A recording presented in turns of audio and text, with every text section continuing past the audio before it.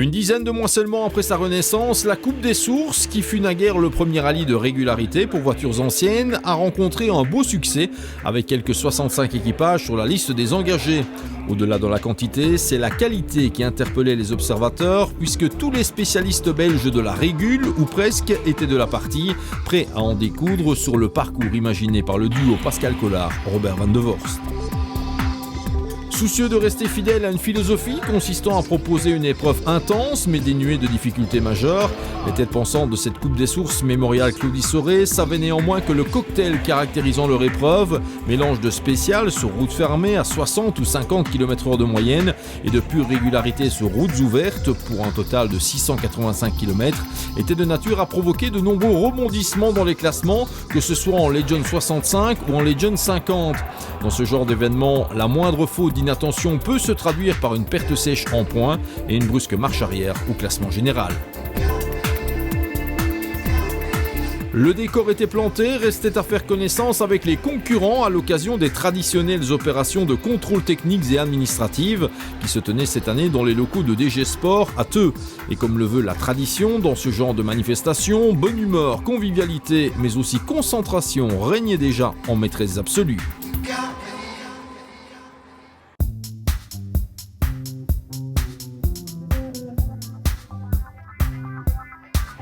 Caractéristique majeure de cette Coupe des Sources Mémorial Claudie Soré, un coup d'envoi donné le vendredi soir depuis l'espace P14 du circuit de Spa-Francorchamps, mais aussi surtout 2 passages par la piste de karting implantée au cœur du plus beau circuit du monde. Et contrairement à l'an dernier, les 2 premiers Regularity Tests ne consistaient pas en un seul tour de piste, mais bien 3. Si la météo était clémente, tenir la moyenne de 60 km/h pour les concurrents engagés en Legend 65 relevait d'une certaine gageure. De fait, un seul équipage, la Porsche 914-6 de Daniel Reuter et Jonathan Lemaire, allait réussir à passer à 0 dans Glenwood Karting Francorchamps, une bien belle performance qui allait propulser le bolide jaune au sommet du classement en Legend 65, et ce n'était qu'un début. Parmi les bons autres performeurs de ce premier soir, on pointait bien sûr la Toyota Celica GT de Dominique Olvoet et Yannick Albert, qui échouaient de très peu lors du second passage. Belle prestation également de l'Alfa Romeo Giulia de Flandre et Lambert, qui s'en tiraient avec les honneurs dans cet exercice particulier. C'était aussi le cas de la très belle Ford Cortina Lotus de Johnny Delay et Eddie Gully, qui s'imposait forcément comme l'une des favorites dans la course à la victoire, avant qu'une pénalité sur le routier ne vienne mettre un frein aux velléités de ce duo. Le rallye débutait par contre de façon catastrophique pour Willy Lux et Yves Noulanders, dont la Lancia Fulvia chef souffrait du côté du câble d'embrayage, ce qui leur valait une énorme pénalité et plus aucune chance de se distinguer. Toujours plus impressionnant, l'Opel Ascona de Dirk Van Rompuy et Jens Van Overskelt ne parvenait même pas à s'extraire du circuit de karting en ordre utile, son moteur rencontrant un sérieux souci. Que dire alors de cette Alpine A110 1600 Ace, la berlinette dans toute sa splendeur, qui plus est engagée par les Britanniques Twigg et Carter. Quant au valeureux Chavant, initialement engagé avec une Porsche 911, il se présentait finalement au départ avec cette imposante Mercedes 250 SE qui ne manquait pas de défrayer la chronique sur la piste de karting.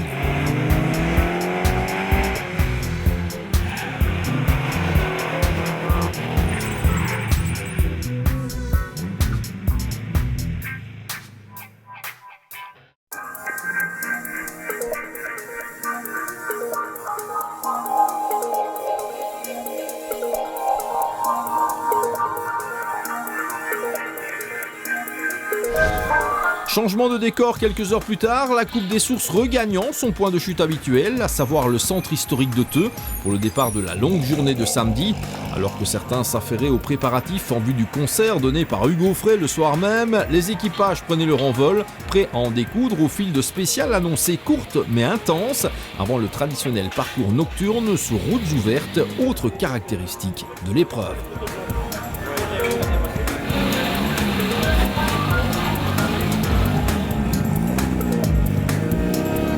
Ce qui nous amène à la partie sportive de la Coupe des Sources 2012, et c'est avec la catégorie Legend 50 que nous entamons ce tour d'horizon.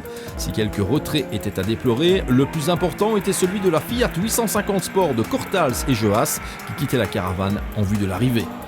Comme le veut la tradition Legend 50, les écarts sont restés très faibles et c'est dans la dernière ligne droite nocturne de l'épreuve qu'Alain Dominissac et Alexandre De Sauvage ont fait la différence à bord de leur Triumph Dolomite Sprint pour remporter la victoire. On a commencé la journée du vendredi avec une grosse casse dans les pays rélimés. On a été remorqué par l'assistance. On a travaillé toute la nuit pour réparer la voiture. On n'y croyait pas et voilà, on est premier. Donc... Caractéristique de cette Coupe des Sources, qu'est-ce qui est compliqué en fait sur un tel rallye? Je pense que c'est le rythme. Il y a très peu de repos, comme on disait. Pas le temps de faire pipi, pas le temps de manger. Donc c'est tout le temps. Il faut être tout le temps concentré. C'est des longues journées. On commence le matin, on termine presque la nuit. C'est le rythme. C'est pas fort. Je pense pas que c'est très compliqué, mais une faute d'inattention et on passe de la 2e ou 3e place à la 10e ou la 11e place. Belle surprise en 2e position avec un équipage mixte composé de Sabine Wilmot et Eric Chapa sur cette BMW 323i qui n'a rien lâché alors que la pilote n'en était qu'au balbutiement de sa carrière. C'était inespéré, enfin pour moi, inattendu. On dit que c'est une discipline qui met en exergue le copilote, mais le pilote finalement c'est pas si simple que ça, faut tenir la cadence. Oui, mais j'avais un excellent copilote donc... Est-ce que c'est un rallye difficile, Eric? Il fallait être régulier tout le temps, pointer à zéro, attentif tout le temps, oui, tout à fait, quand même, oui.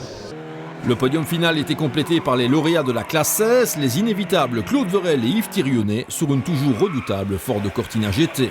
Autre grand habitué des rallyes de régularité, George Thomsen était bien sûr de la partie avec sa traditionnelle Opel Kadett GT en compagnie de Dutting. Le duo échouait au pied du podium, complétant le top 3 de la classe 17. C'est une des BMW 2002 au départ qui apparaissait au 5e rang, le bolide de Guillemin et Sean Brown. Le top 5 de la classe 17 était complété par cette Porsche 924 confiée pour l'occasion à Lecoq et Beyers.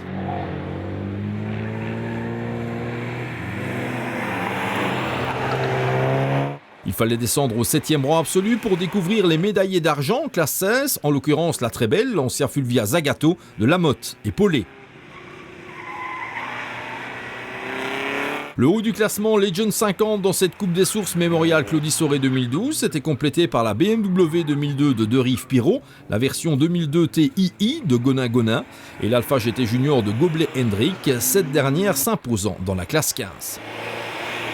Grosse désillusion par contre pour certains favoris, dont Simon et Dufresne, finalement renvoyés en dehors du top 10 avec leur Volvo PV 544. Que dire alors de la 12e place finale de Bernard Robinet et Christian Delferrier, assurément pas le genre de résultat qui était venu chercher l'équipage de la petite NSU 1200 TT. Pointons encore parmi les équipages à l'arrivée la Hillman Imp de Collard et Lacroix qui échouaient au 13e rang. Le classement de ces Legend 50 était complété par la Lancia Fulvia de Haut-Regard Lamy, l'original DAF 66 coupé de Batten Schröder, la BMW 2002 Touring de Ergo Kittel et l'inimitable Trabant 601 RS de Sautré Gulpen. On passe à la catégorie Legend 65 où les spéciales de Teux, Spawin en planche, Sprimont et de l'école de maîtrise automobile près du circuit de Francorchamps ont permis à Daniel Reuter et Jonathan Lemaire de confirmer leur domination de la veille au soir. Mettant du cœur à l'ouvrage, le dompteur de Porsche 914-6 a bien cru tenir le bon bout avant de lâcher 1 minute dans le fléchémétré de l'étape nocturne. Il n'en fallait pas plus pour le faire glisser en 2e position.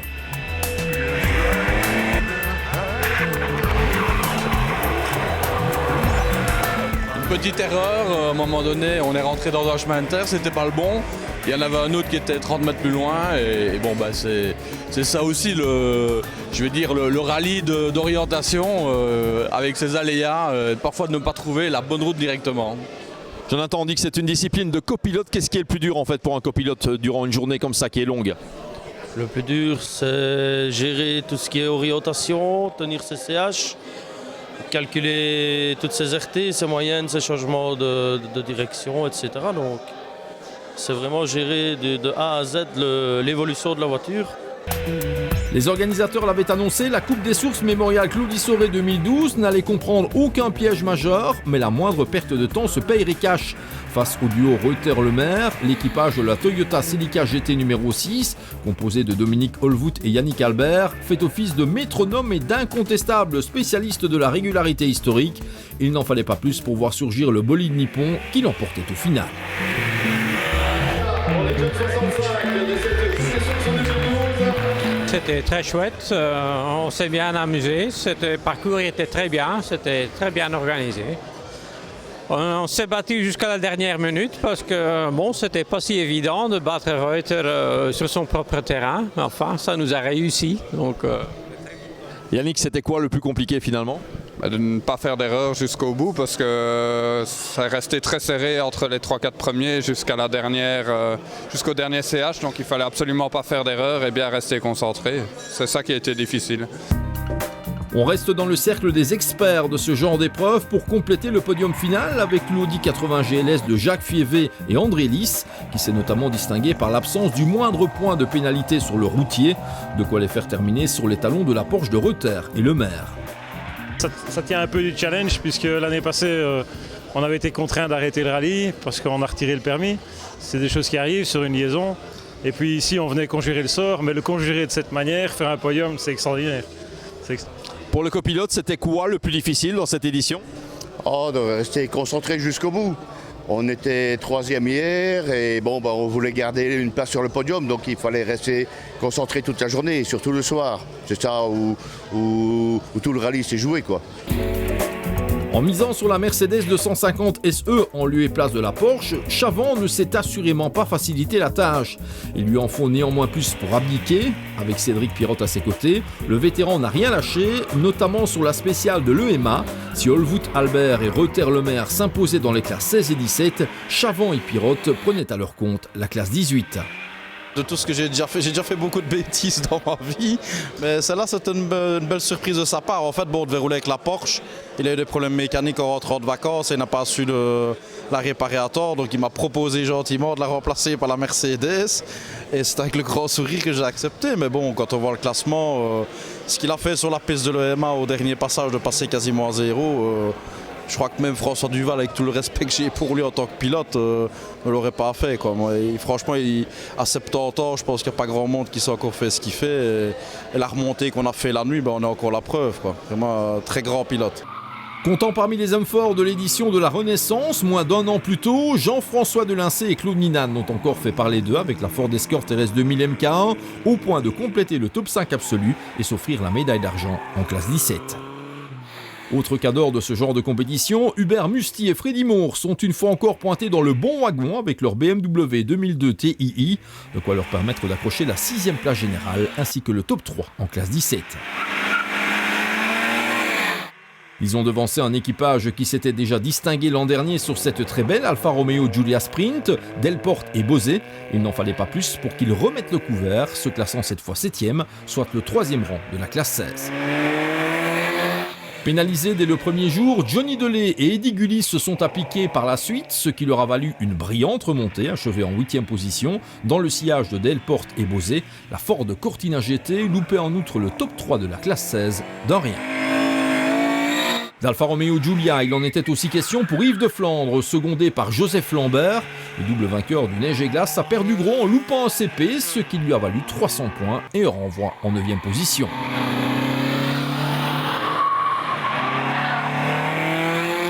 C'est le premier équipage mixte composé d'Éric Pirot et Catherine Monard qui clôturait le top 10 absolu. Au volant de leur Renault 5 Alpine, les récents vainqueurs du Belgium CER ont trouvé forte concurrence à la Coupe des Sources et c'est sur le routier qu'ils ont perdu pied. Sa traditionnelle Peugeot 203 ne s'étant pas remise d'un petit coup de chaud, Georges Chalsèche était de la partie avec cet original Ford Capri et Christian Bernard à ses côtés. Ici aussi, c'est le routier qui a fait des dégâts en renvoyant le sympathique équipage en dehors du top 10. En dépit de pénalités sur le routier et d'un CP manqué, Close et Vinette ont achevé l'épreuve à la 12e place à bord de cette autre BMW 2002 TII qui a clôturé le top 5 en PH17. Non, il ne remporte pas toutes les épreuves auxquelles il participe. Cette fois, Tony Kevers alignait cette bien belle Ford Escort RS 100 MK1 en compagnie de Halle, ce qui lui a valu le 13e rang absolu. Le vainqueur de la classe 15, c'est lui, accompagné de Peters. Sean Broad a tiré le meilleur profit de cette Mini Clubman 1275 GT du plus bel effet, en dépit de 2 CP loupés. C'est un classique du genre en régularité historique, la Porsche 924 du Créam s'en tire toujours avec les honneurs. Cette fois, Michel Graven était piloté par Alain Perceval, avec au bout du compte un top 15 général.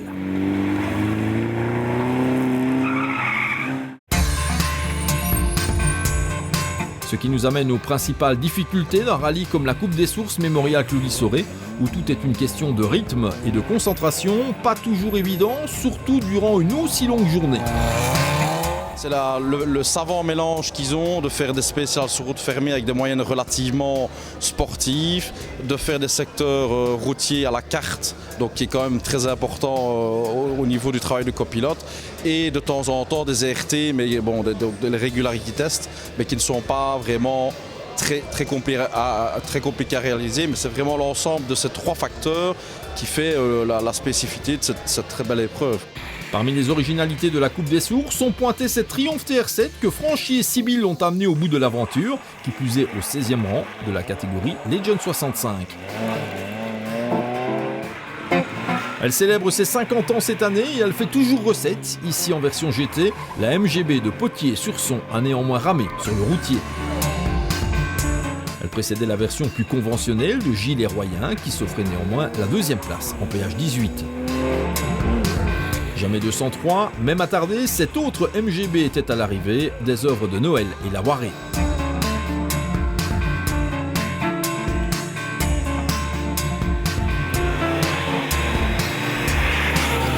Le top 3 de la classe 18 était complété par une Porsche 911, celle de Hume et Renard.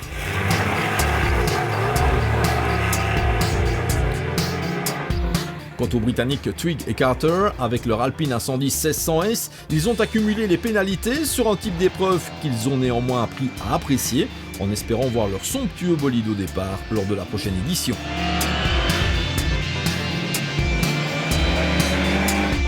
Guerre de succès pour les Volvo 122S cette année, avec un renvoi en dehors du top 20 pour la 23 de Classen et Van der Meulen. Grosse moisson de pénalités, mais présence à l'arrivée malgré tout pour cette Toyota Celica Group 1, qui a fréquenté quelques manches du championnat du monde des rallyes. Elle était confiée ici à Wingen, son préparateur, et Weiss. Avec plus de 5000 points, il n'y avait guère de miracle à attendre pour Darimon et Betzel, mais cette Ford Escort MK2, propulsée par un moteur 1300 cm3, a pris la deuxième place en PH15. Issus du Grand-Duché de Luxembourg, Saxe et Gache ont eux aussi été jusqu'au bout avec cette très belle Alfa Romeo 2000 GT Veloce. 3 CP manquants, c'était une partie du handicap de Royen et l'Ouest à bord de cette Porsche 911S. Quant à la petite Autobianchi à 112 à barre de Fortunato et Dekers, elle a aussi galéré, mais elle a vu le podium d'arrivée. C'était également le cas de cette VB Golf 1 du plus bel effet, confiée à Beuys et Vist, qui ont accumulé plus de 9000 points.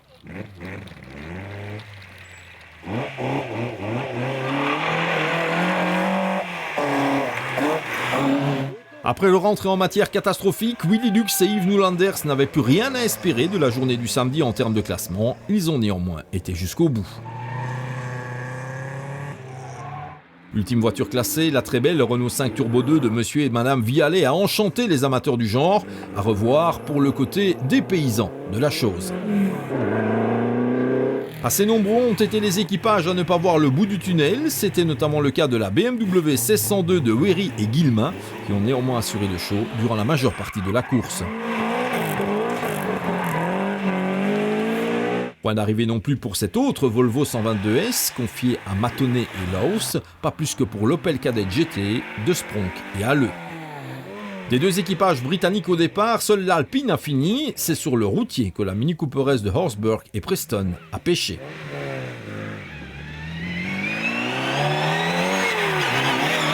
Très belle, la Fiat 124 Spider de Faracci et Mastranopoli manquait elle aussi au moment du décompte final. Plus inattendue était la défaillance de la BMW 2002 TII de Michel Clojon et Robert Orif qui disparaissait à mi-journée le samedi. Abandon également pour l'Opel Manta A de Renard et Romeo qui n'a pas passé le cap de la 8e spéciale. L'ultime victime était la Porsche 911 SC de Kenny et Piron qui a néanmoins tenu 10 spéciales avant de disparaître.